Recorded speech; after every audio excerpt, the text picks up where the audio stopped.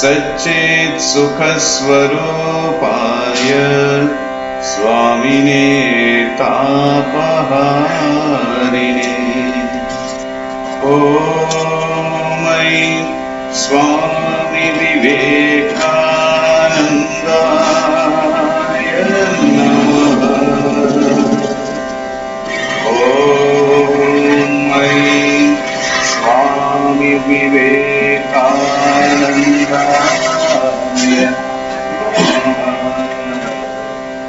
नमो नमः। Namaskaram to one and all. Greetings and good wishes to all the youngsters in the name of the youth icon and one of the tallest man in the millennium, Swami Vivekananda. My congratulations and appreciations to the Akhila Kerala Bhava Prachar Parishad members, youth wing, for evincing interest in the youths and spreading the life-making ideas of Swami Vivekananda available to them by arranging for this meeting. Everyone who is engaged in this program will be blessed by the inspiring blessings of Swami Vivekananda and his divine power. 12th January is quite lucky a date, just a day before the 13th, which is considered unlucky, and this 12th January happens to be the English birth date of Swami Vivekananda. His appearance on the Indian and world scene brought great luck and benefits for our country, and this got India a great upward swing as he appeared on the world platform. His appearance decisively turned the attention of the whole world on India in a positive and healthy way, and this had great impact at the world level because other countries were looking at India with a look that was quite disrespectful and demeaning for India. And had India continued in that way, the world would have lost the valuable treasures of yoga and Vedanta, which the West is now greatly admiring and feels that it is beneficial for them. And India would have found it difficult to progress as the other nations would have marched ahead of it. Now India is a power to reckon with, and within a few years we will find that India will be a power to be followed, like as it happened during the times of great Gautama Buddha, when our nation, Bharat Mata, conquered the other countries with its spiritual power, spreading love, peace, joy, and unified development of all nations together. This remarkable change was brought about by this one single man, Swami Vivekananda, and that when we Indians were slaves. And you know, slaves have no place in society and nobody respects them. In fact, once in France, Swami Vivekananda could not get a haircut because of racial prejudice and that he was from a slave nation, India. You also know how Mahatma Gandhiji was ill-treated and thrown out of the train. It was during those times that Swami Vivekananda landed in the West and strode on the western soil like a colossus. United States newspapers hailed him as the cyclonic Hindu monk of India, and the whole of United States and other countries paid their honors and ovation to him. There are streets in United States named after Swami Vivekananda.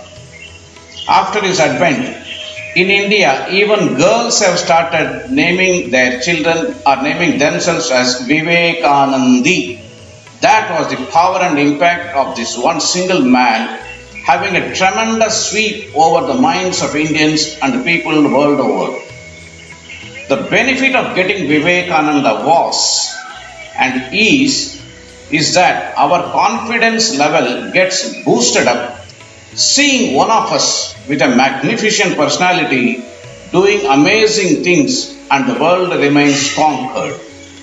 Just like we see Indian team performing in Australia, almost to be defeated, coming out of the verge of the defeat and drawing the match. Similarly, when we see our own person doing something spectacular, the adrenaline starts flowing and we feel so proud of that man being an Indian, and our whole confidence level and faith in ourselves rises up far higher and higher. Vivekananda's presence, personality, his preachings and prophetic utterances raised the esteem of Indians in the minds of the Westerners. He was the first person to boldly declare that our motherland India has a lesson to teach to the West. In fact, he had clearly seen that the world is in need of light and that the light is with India only. And India will have to sit in the world arena of nations as the guru of all countries. From slaves getting boot kicks to world teacher India, the magic transformation in the mental attitude was brought about by this one single man, the great Swami Vivekananda. That is why his life, his message, and everything connected with him has become so significant for Indians, especially the youth. And that is why the 12th January assumes extraordinary importance for all the youths of India. A youth can have a person, any person, a sports star, a movie star, a musician, a writer, a poet, scientist, or a politician also as their hero. They can have them as an ideal or a hero or model. No doubt all of them are great, but all of them touch or cover one aspect of life. While Swami Vivekananda represents every aspirations of the life of a youngster, physical, mental, moral, intellectual and spiritual, and he was quite successful, and that too during the youth stage of his life. He achieved all this glory and proved that the valuable period of life is youth, and every wonderful thing he got for himself and gave it to the whole world was during the period of youth. That is a time for a man to perform and peak in life. That's why the youth period of life is one of the most glorious and very spectacular part of our life. And for such a life, we require a man in whom we can see our dream coming true. In the life of Swami Vivekananda, he not only spoke but lived the life, a life full of heroic deeds. He lived what he spoke and spoke what he lived, and inspired many in achieving the greatness in life, not only in India but also in other countries.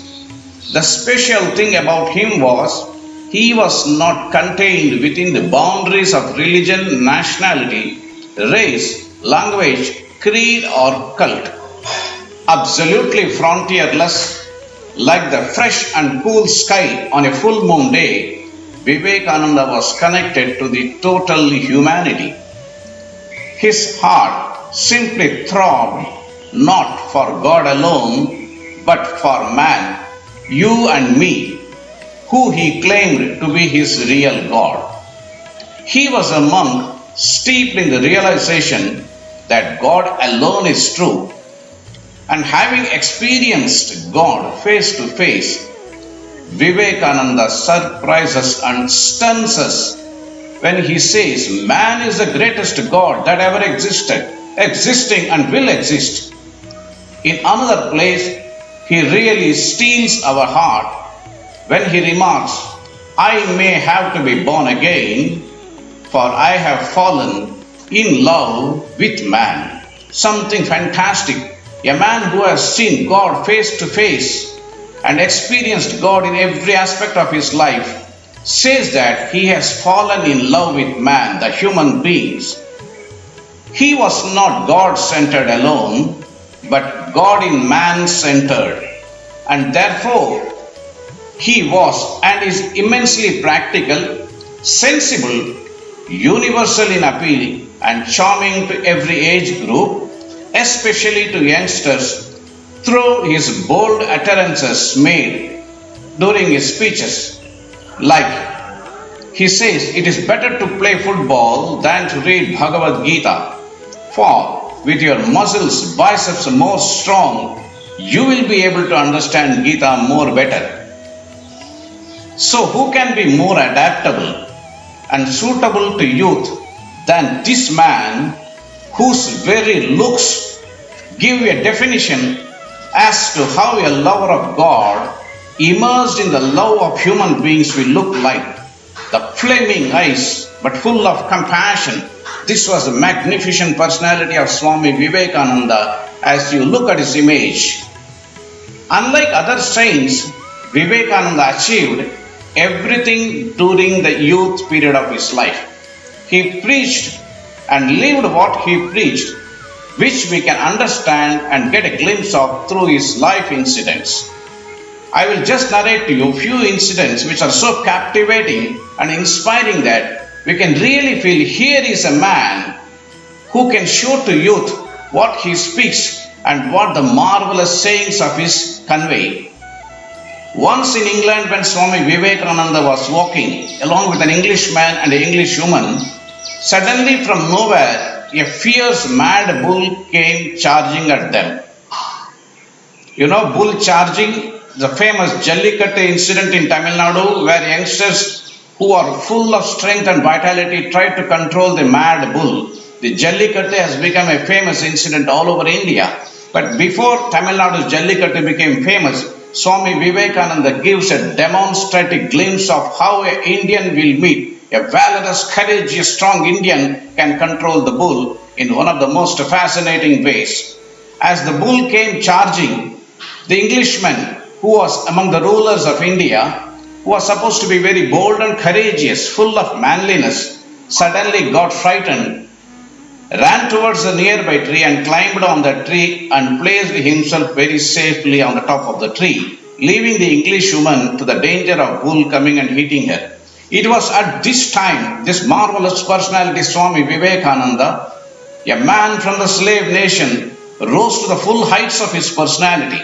Sizing the situation of Englishwoman being left alone, Swami Vivekananda, the man from the slave country, suddenly came in between the bull and the Englishwoman with his hands folded, mind calm and quiet, body ready to take up any assaults from the bull. He intently stared at the bull.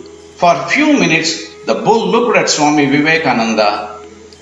It's magic. What happened we didn't know or we don't know. The bull calm and quietly became silent and left the place and went away.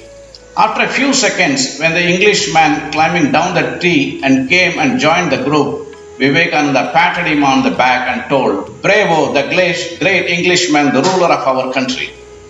So here we see Swami Vivekananda's message of boldness, courage, and all those things have been very clearly and practically demonstrated in his life. And that as a young man he has demonstrated this, captivating our imagination and our admiration for him. Once in India, as he was traveling in the train, being a monk, he was traveling in the compartment with two Englishmen in front of him. Seeing monk, the two Englishmen started teasing him and started accusing and talking in a demeaning way in English. Swami Vivekananda, the man of great strength and courage, held himself and calm and quietly was traveling. At a particular station, when the train halted, Swami Vivekananda asked the station master, "Sir, can you fetch me a glass of water?" The station master got him a glass of water, and as the train started, the two Englishmen were taken by surprise to know that this mendicant, the poor begging monk, knew English and he could talk English so beautifully and fluently. They asked, "Oh, you know English?" And Vivekananda replied, "Yes, I know." "But then why did you keep quiet when we were accusing and teasing you and playing with you?" Vivekananda, opening his already big eyes, smilingly told, "This is not the first time I am seeing fools in my life." Irritated by this, the two Englishmen got up to fight. It was then that the marvelous personality of Swami Vivekananda came out. Swami Vivekananda rolled up his sleeves, the muscular body and the fire-emitting eyes. Vivekananda told, "I am also ready for the wrestling bout." Looking at the fierce Shiva Rupa, Tandava Rupa, Rudra Rupa, the Englishman became silent and sat down.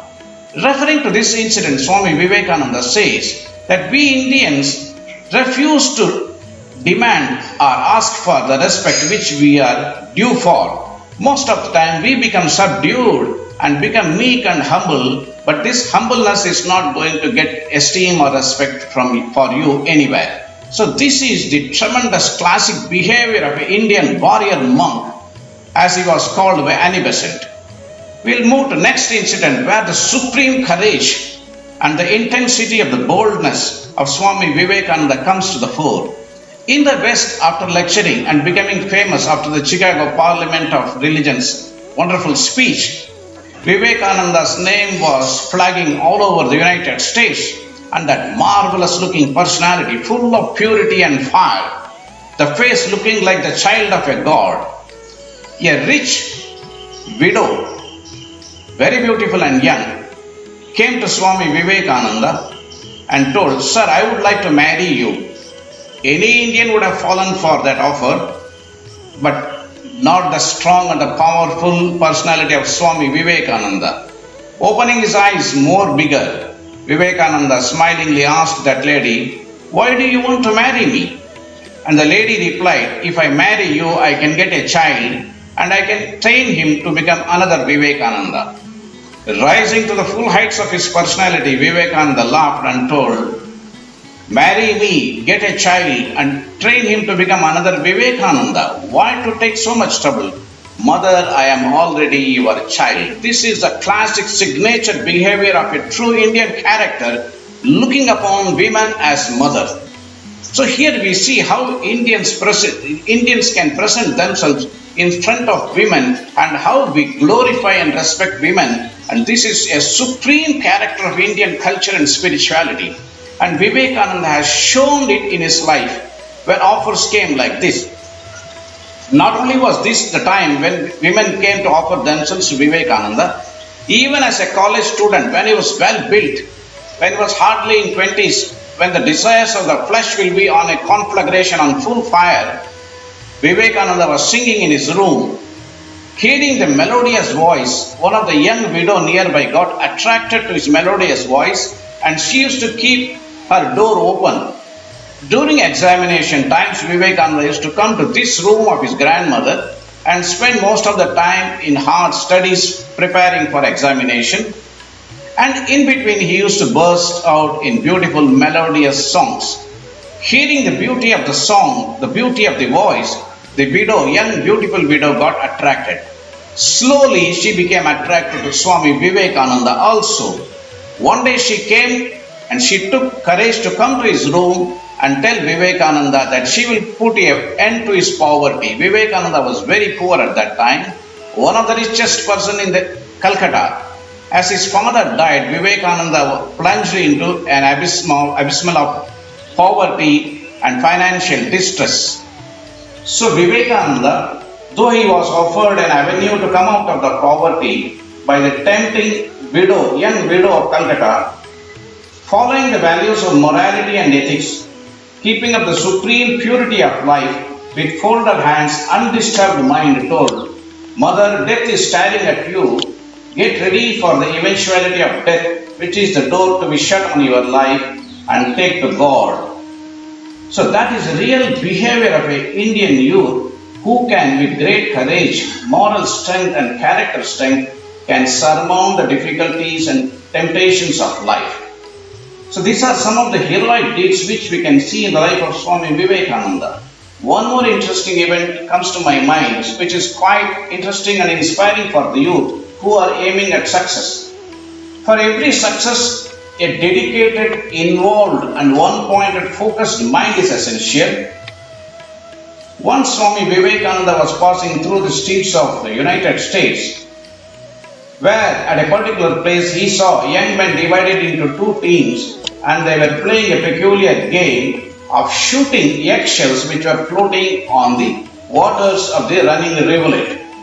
You know, by nature eggshells are very soft and very light, So as the waters of the rivulet were flowing, the eggshells were floating and shaking, and not for a second they were steady. The eggshells were tied to a string. That string was tied to a stick which was planted on the shore of the rivulet, the flowing rivulet. And each team used to tell number one, and the other team has to fire and powder the eggshell. So as the competition was going on,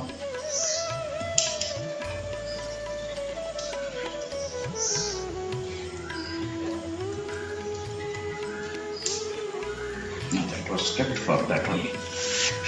Mobile. Otherwise now it's gone. No, I thought I just. But we have to keep another Google Meet ready. No, Sansar told that. Victims of the temptation of the hormonal changes in life, and for the momentary distraction they fall prey to the desires of the flesh. It is this time that the strength and the moral power and the character and courage of Swami Vivekananda acts as a beacon light and inspiration for us how a Indian youth should do that. Now coming back to the story of shooting eggs, as Swami Vivekananda saw this team of two young men, instead of shooting the eggshells, they were shooting at the water, every one of them missing the target. As Swami Vivekananda, almost approaching them, smiled at them, they got a little irritated and asked, "Why are you smiling?" And Vivekananda told, "You are aiming to shoot the eggs, but you don't shoot the eggs, you are shooting the water." One of them arrogantly asked, "Can you do it?" Vivekananda told, "Let me try." He took the gun in his hand and stood in between the two teams. Suddenly one team told, "Number one eggshell." Vivekananda pulled the trigger and the eggshells were powdered. Another team told, "Number 5. Vivekananda shot at it and the whole eggshell was broken to pieces. It went on like this for a few moments, and almost all the shots of Vivekananda hit the target and the eggshells were shattered to pieces. Young men of America were astonished and astounded, and they asked, "How long are you practicing this game?" With a wonderful smile and laughing, roaring, Vivekananda told, "This is the first time I am touching gun in my life." "But sir, then how could you do it so successfully?" Vivekananda stood, raising himself to his full height, and told, "This is the secret of Hindu power of concentration."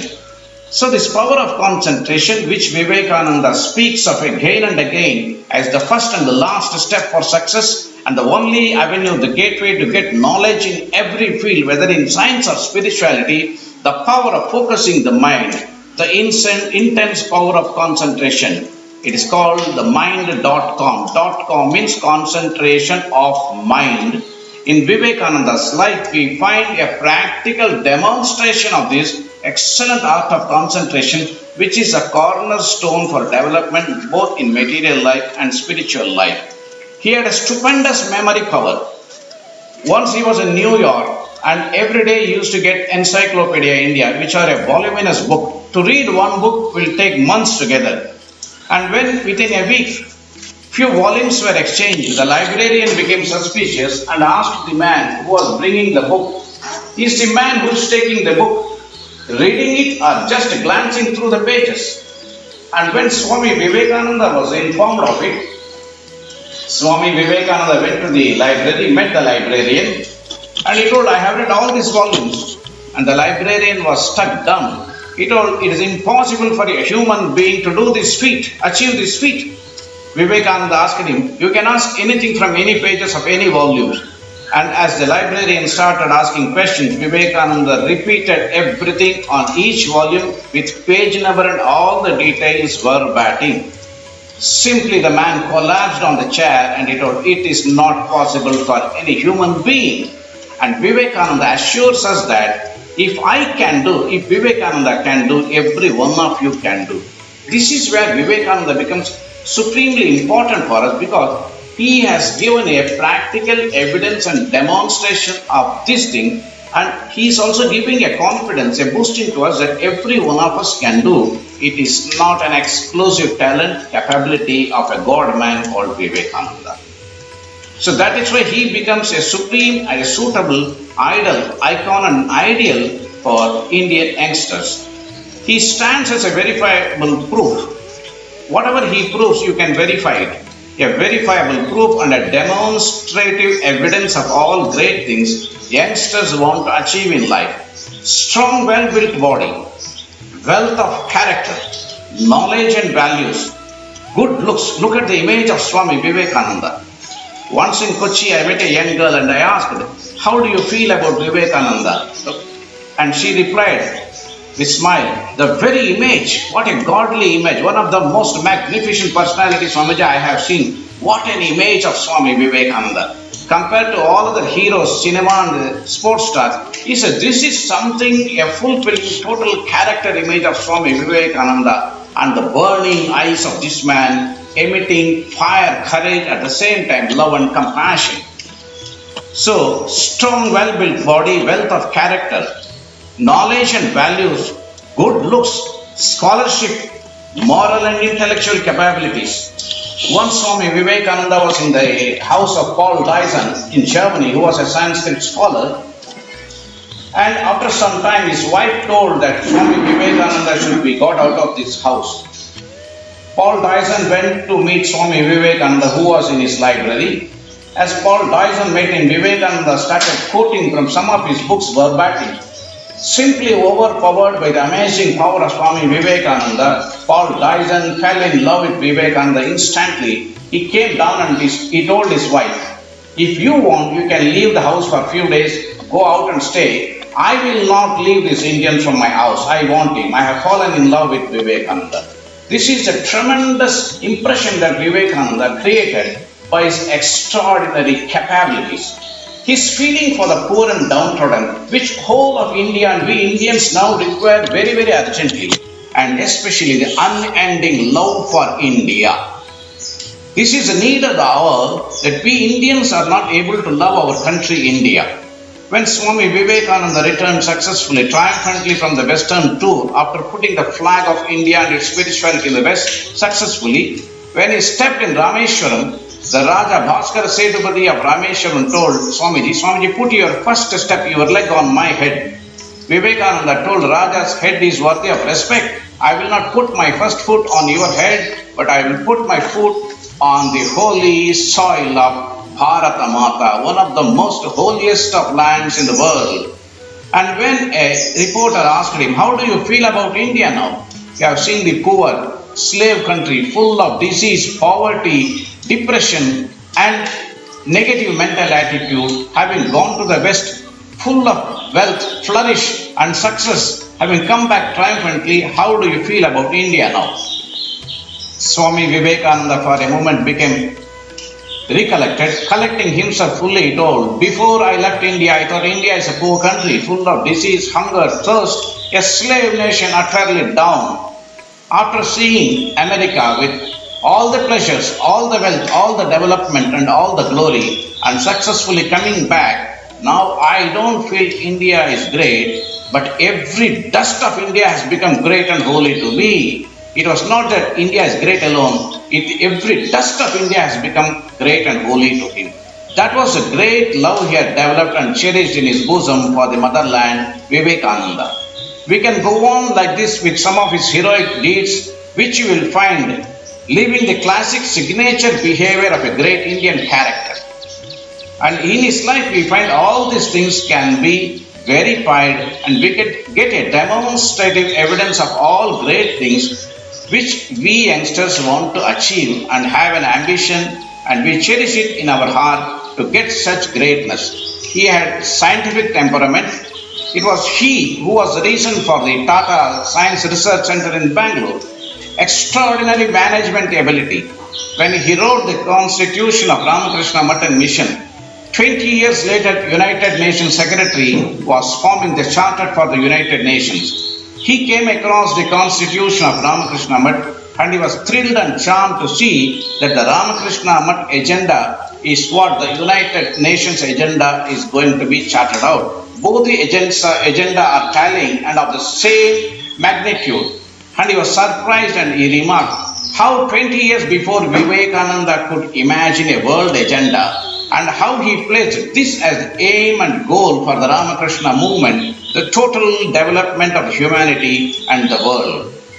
And in addition to all this, supreme purity and great respect for women and constantly getting immersed in God. This is one of the great things we Indian youngsters should learn. Most of our great youngsters, great warriors, great heroes have all been spiritual. By spirituality, there is nothing to be ashamed of, nothing to feel inferior of. It is something supreme. Rama, Krishna, Hanuman, all great heroes, and they are all spiritual. By spiritual, you mean the ability to overcome all the obstacles of life and looking upon women as sister or mother, overcoming the temptations of the flesh and rising to the great heights of spirit.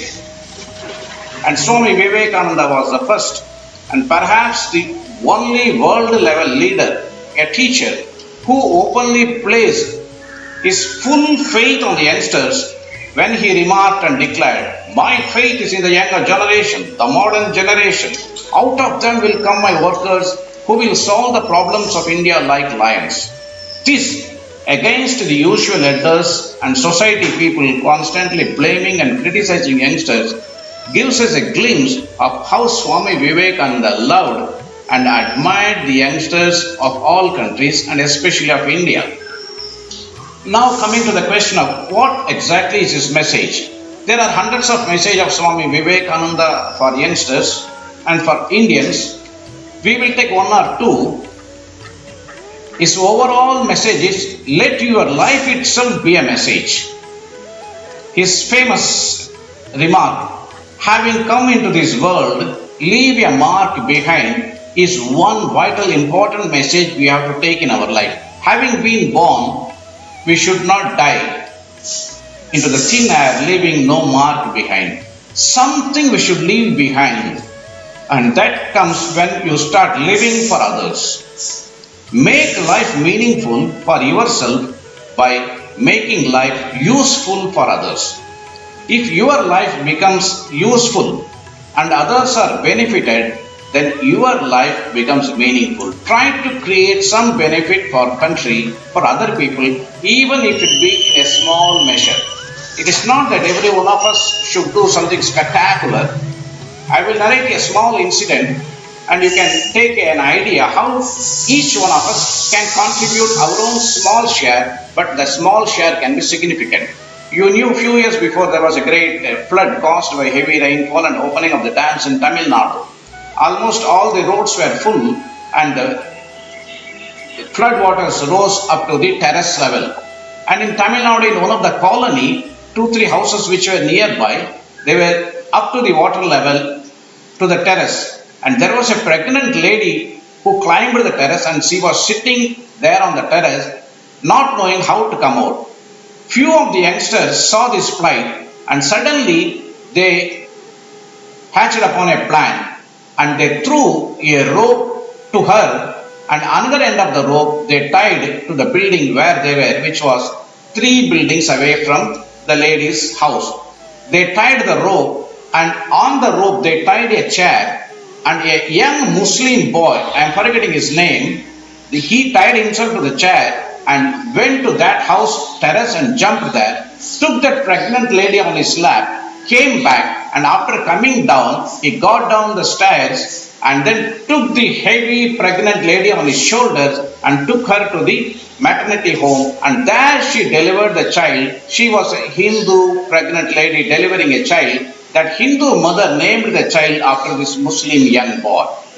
See, this is what Vivekananda wanted and this is what he called as heroism, courage, nobility and bravery under all sorts of adverse situations. There was no barrier of any religion, no caste, no language, nothing. The human feelings, they came as flood tide and the young Muslim boy took the Hindu pregnant young mother on his shoulder. She delivered a baby and that boy she named after this Muslim young man. This is what gives meaning to life. It may not be a spectacular thing, but this is really enriching the life of an youngster. You can give life to one person. That is sufficient for us. Light is light, whether it is the light of the candle or it is the light of the sun. It's not necessary that every one of us should become a solar light or a sun. We can be a candle, a small mud lamp, but yet we will be shedding the same light. Both the lights are of the same quality. The only difference is in magnitude and in volume. That is, sun is of enormous light. We are of small light, but the light of the sun and the light of the candle are one and the same. If it is 1,000,000 candle power, it may be one candle power light, that's all. But the same spark of divine power is in us, and every youngster can make their life meaningful by trying to benefit others who are surrounding them in whatever way it is possible. It may be a small one, but it can be a significant one. Thus, Vivekananda asked us to have a bigger view of life. Most of us, not only youngsters, but elders also have constantly doing 24 hours picnicking, and one of the famous picnic spot is me and myself. My development, my success, my glory, my name, my fame. Vivekananda accepts all this. What he says is, this individual development is and should be for and combined with the national development, because it is individuals who make a nation. He therefore wanted every youngster to develop physically, mentally, morally, intellectually and spiritually, and use this development for the collective uprising and progress of fellow citizens of our country, India. Because only a developed individual can create a developed nation, for only a burning lamp can ignite another lamp. And inspired you, a youngster like you can inspire the whole of India, and that is what Swamiji did by his life. One single Vivekananda set whole of India on the road to freedom with his fantastic fire of patriotic spirit. He beautifully combined spirituality and the national development, where he joins Isha Bhakti and Desha Bhakti, which can lead to practical development and progress of our great country, India. In India, we in general are all religious people. All have some devotion to their gods. Whether one is a Christian or a Muslim or a Hindu or a Buddhist, it doesn't matter. Vivekananda says the same devotion to your God, to Allah, Jesus, Krishna or to Buddha, turn it towards the God in man, the citizens of India, irrespective of your and his religion. If you can turn the Isha Bhakti to Desha Bhakti, it becomes a powerful tool to bring a transformation in the work ethics and clean the country of corruption and bribery, leading to real positive and productive progress of the nation. Then it is not that the mosque, the temple or church alone will be holy and a place to worship, where you have to be pious and pure and free from corruption, but the whole of our country, India, becomes a grand temple and our countrymen our gods, and so the bribery and corruption cannot have a place there in the temple called India, and our work itself will become a worship, leading to tremendous rise in the productivity and creativity, leading to progress and development of our motherland, India. Whichever may be the field you are working in, the school, the office, the hotel, the theatre, legislative assembly or in the court, if you can think that your Jesus, your Allah, your Krishna is inside the living beings of India, the citizens, India becoming a temple and Indians becoming a god, can create a magical transformation in the work ethics, which is the only secret code for unlocking the door to development and progress. Therefore, Swami Vivekananda says, this is the first plank in the rebuilding of our country, the religious unity. Bring about a religious unity. It is only in India, which is a laboratory having tremendous researches where all religions are living together. Maybe there are occasional clashes, but no other country has got such a bouquet of religion where hundreds of religious people can come together. Christians, Muslims, Hindus, Buddhists, and everybody can put their head together and live together. It is a marvelous exhibition of spiritual democracy. And India alone is a specimen example for this. The elders may not be able to accept this religious unity and apply it, as they are already old, tired and jaded and can't come out of their old conditioning of the mind. But I feel you youngsters can create this revolution of religious unity in your life through your friends and through your circle, and the whole world will look at India and learn the lesson and marvel at the tremendous grit, power, determination and the ability of Indian youngsters, whether he is a Christian or a Muslim or a Hindu or a Buddhist. Listen to his remarkable remark, which is quite significant. He says, no nation is great just because the parliament has enacted this or that law, but because the people living in the country are good and great. This is the tremendous Desha Bhakti that can make the people good and great. And real good is only when you are unselfish. Unselfishness alone is good. That is the one question you will find coming out exploding on you when you will read the fiery speeches of Swami Vivekananda and his writings. Are you unselfish to your core, to your bones? For unselfishness is God itself.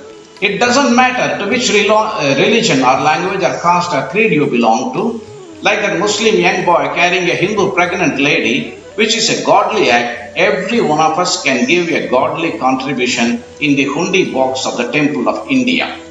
All other gods are theoretical, but this unselfishness, which is the practical God, brings the application of God in our day-to-day life in individual as well as at the national level. Country first and then me should be the formula.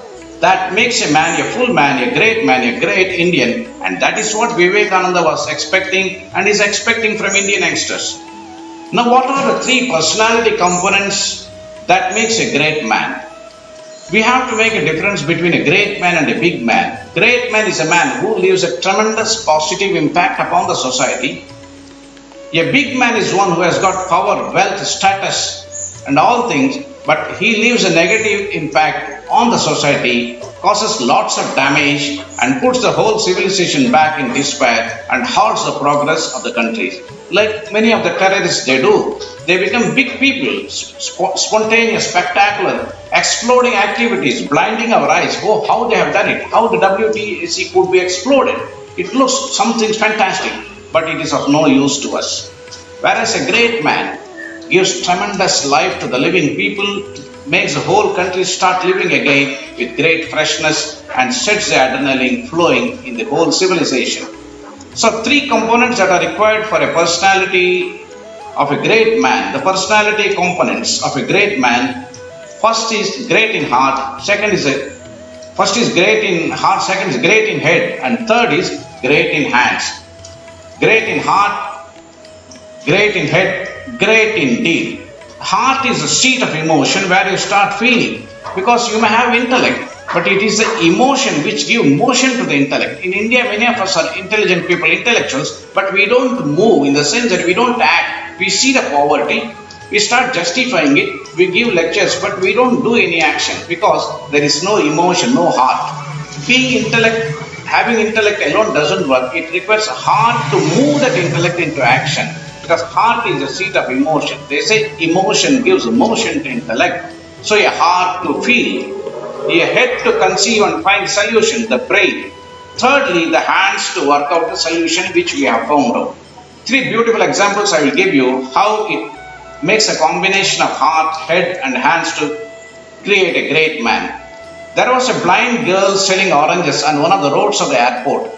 After their meeting, these officers from one club, they started running to catch their flight. On their way, as they were running, many of them dashed against the boxes and the baskets having oranges, and the oranges were all scattered all over the road, and these officers ran to catch their flight as they were in a hurry. One of the officers, seeing that oranges are getting scattered all over the road, turned back and saw that the poor girl selling was a blind girl. He was touched. He thought, let the flight be missed. Let me miss the flight, but I can't miss this flight to great level of human life by helping this poor girl. He picked up all the oranges, put it in her basket and handed over a 200 rupees note to her and told, my dear child, I am extremely sorry. All your oranges are put back in the basket. Today's your wholesale value of 200. Please take it. And he started running towards the airport. And behind, as he was running, he heard the voice of the girl shouting, are you God? Sir, are you God? And as he was approaching the airport, where his friends were waiting, they were shouting, you are going to miss the flight. You are going to miss the flight. And they all ran inside and they went to the security checkup. And this man smiled and remarked, I may miss the flight, but I will never miss the light and that wonderful comment from that blind girl calling me, "Are you God? Are you God?" This is the hard to feel. In many of our life situations, we don't feel anything for others. For the progress and development of our country, what is essential, what is really important and sensible is, do you feel that this country belongs to you? Do you feel for the people of the country? Do you feel for the people of your house? Do you feel for the people of the locality? Somewhere you should start feeling, because without feeling there is no difference between you and inanimate things. I found even dogs and cats and birds also feel and they respond to our friendly actions. But a man without feeling is as good as a dead log of wood. So Vivekananda wanted this feeling. Do you feel, my dear countrymen? That was one of the most powerful and explosive questions Vivekananda's complete works comes out with. Do you feel? The second quality is, feeling alone is not enough. You must have the head, the intelligence to find a way or a solution out to help the people who are suffering. Here we come across a beautiful story of sage Vishwamitra. One of his disciples who was to go to heaven, he was pushed down from the heaven. He left from the earth and he was traveling to the heaven, but the devatas in the heaven, they pushed him out, telling that you have no place. Vishwamitra was having the great heart, moved by the compassion. He wanted to do something for the disciple. Now heart is there, he was feeling the disciple is coming down. Now what to do? Simply feeling alone, emotion alone would not help. You have to break the brain, rotate it, crush it and rub it to find a solution for the problem of life. Suddenly sage Vishwamitra, one of the most marvelous scientific sage we had, he created a Trishanku Swarga, what in science is called as the space city. And he created Trishanku Swarga and the disciple landed on the Swarga and he started living there. All the devatas then showered flower petals on Vishwamitra and they told, this is fantastic, compassion in action, mercy in action, kindness in action. People talk of kindness, compassion, service and everything in talks, in theories, but this is compassion in action when you find a solution for the problems of our countrymen. Thirdly, not only that solution is important or you find a solution that will make you successful, we have to work out the solution to its final end. And that is where the heart to feel and the head to conceive achieves its climax and the acme of its fullness when the solution is worked out to its completion. There was a great lady in India. When she was young, her name was Manu and she was the daughter of a minister. One day during the Deepavali festival, as was the usual custom in that country, all the people came to a river bank to celebrate Deepavali. And the ministers and the kings and the courtiers and the soldiers all were there on the boats. And at that time, few young boys of the villages were swimming on the shores of the river, when suddenly they started hearing a noise. Oh, hello, crocodile, crocodile. Children, please climb onto the banks of the river.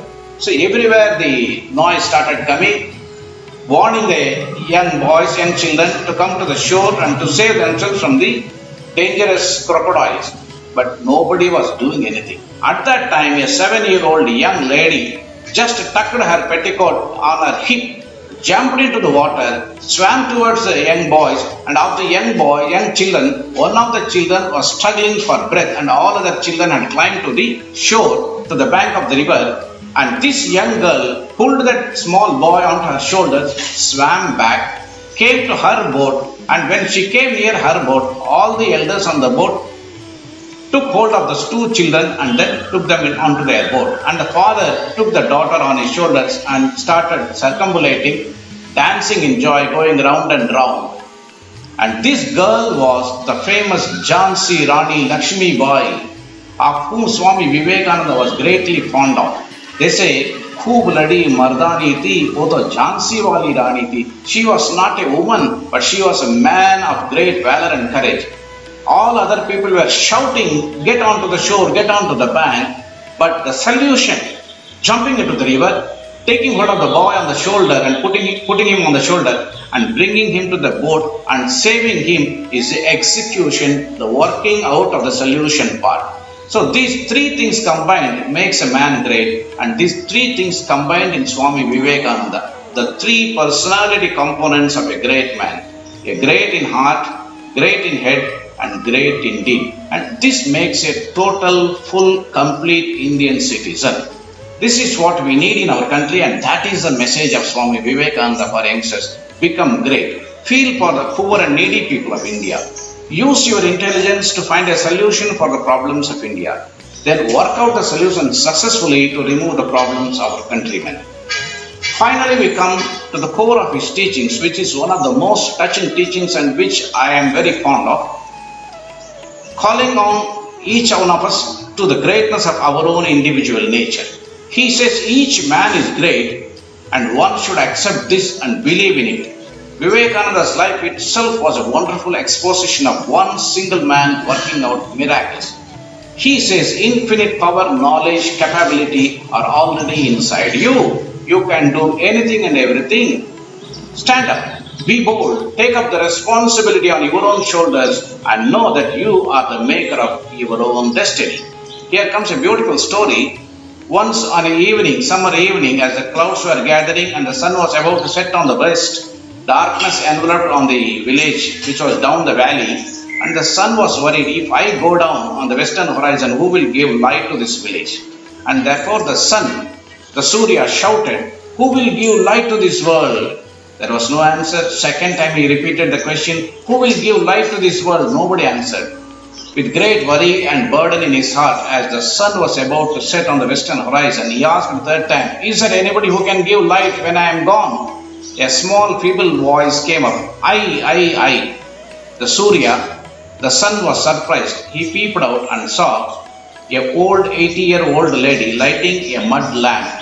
As she lighted, the wick glowed and the flame shouted, I. That small flame from the mud lamp shouted, I will give light, I will give light.